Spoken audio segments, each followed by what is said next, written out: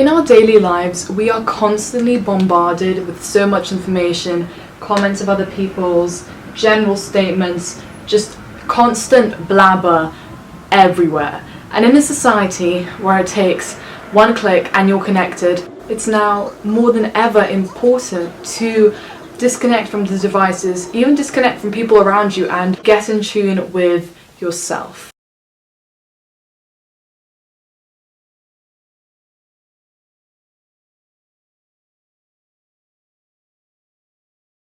So today I spent a day all by myself. It was very funky, very cute, very interesting, as you will see. I did learn lots of new things that I'm about to share with you.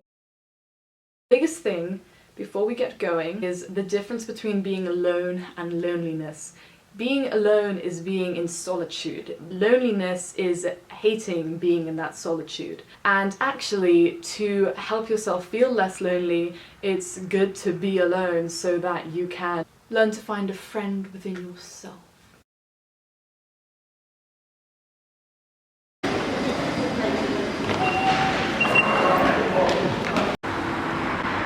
I was walking about the town at first, and that was really nice. There was so much to see. It's crazy how much there is to see. I came out so obviously, but genuinely there's so much to frickin' see. There's so many details, there's so many things. I instantly had this random thought of like, okay, so you know when people ask, how are you?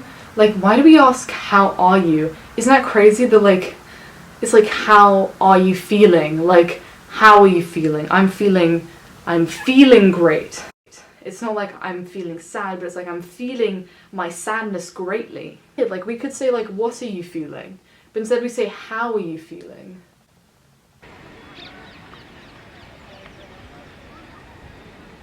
You know, the greatest challenge, I think, of being alone is not actually being alone when you're alone by yourself in a forest, but being alone when you're surrounded by other people and not feeling lonely. So I'm about to enter civilization, and we're going to see how that goes. So yeah.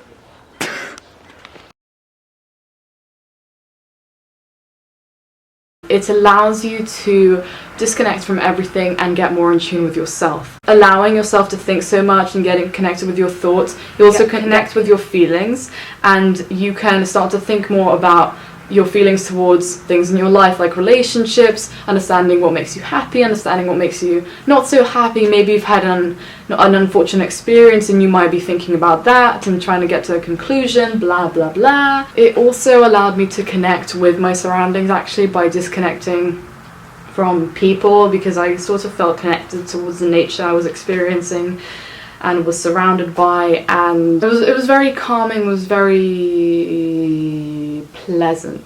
I think also a big benefit is the fact that when you're around other people, you have that sort of social guard, but when you're by yourself, it drops, and it allows you to have more creativity and freedom with the things you think. The things you even say out loud if you talk to yourself when you're by yourself. When I'm by myself is when I get the best story ideas, the best invention ideas. Like, all the ideas I've ever had for any invention, or like way to make the world a better place, is when I was alone and thinking about something really random, and then it just came and I was like, whoa. I think it's also just very important to have a time when you're by yourself, because I think we get so used to being around other people that we don't realize we're sort of becoming dependent on them to entertain us. And you know, we're like, oh, if we're gonna go anywhere, we go with someone. You can freaking go wherever you want by yourself. You can do whatever you want by yourself. Actually, it's more productive to do things by yourself, and sometimes it might just be even more fun to do something by yourself. So becoming more independent is a really great feeling, because you start to give yourself all the control instead of giving other people power and control over your life and your well-being and happiness. There was a period of time when I was already in the park and quite far through, and I was starting to feel like, oh god, I'm gonna get bored, like, you know, sugar levels dropping. I've already thought through a lot of thoughts I was getting towards the running out sort of side, but I kind of got through it. So people love to quote that line from Jerry Maguire, which is, "You complete me." And what people don't understand is that you're already whole. And actually, people feel they're not whole, and when they're by themselves, they sort of feel that like, oh, I'm not whole, and they feel that sort of emptiness. And, you know, I think the fear of being alone just might be the fear of the unknown. That rhymes, so it must be true. So the more you do it, the more comfortable you will become with yourself. Also, I was thinking about this today as I was being alone, but if fear is the opposite of love, if you believe in that or think that's true, you might be afraid of being by yourself because you don't love yourself. And what is the verdict that I'm trying to come to? Self-love is very important, and I think that's why people feel empty or alone and not whole when they're by themselves. It's because they don't love themselves.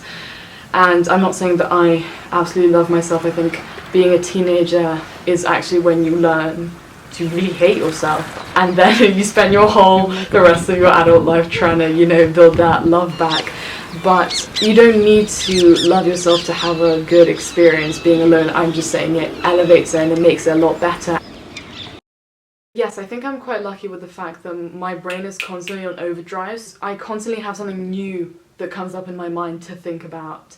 And I guess if I sat down for a longer period, I might have felt sort of like, okay, this is crazy. And because I was always walking, I don't know, it's because you're walking, you're always like feeling that new experience, and it's exercise. But it was really nice to be by myself, and I didn't get bored. I actually felt it was really nice until I got lost.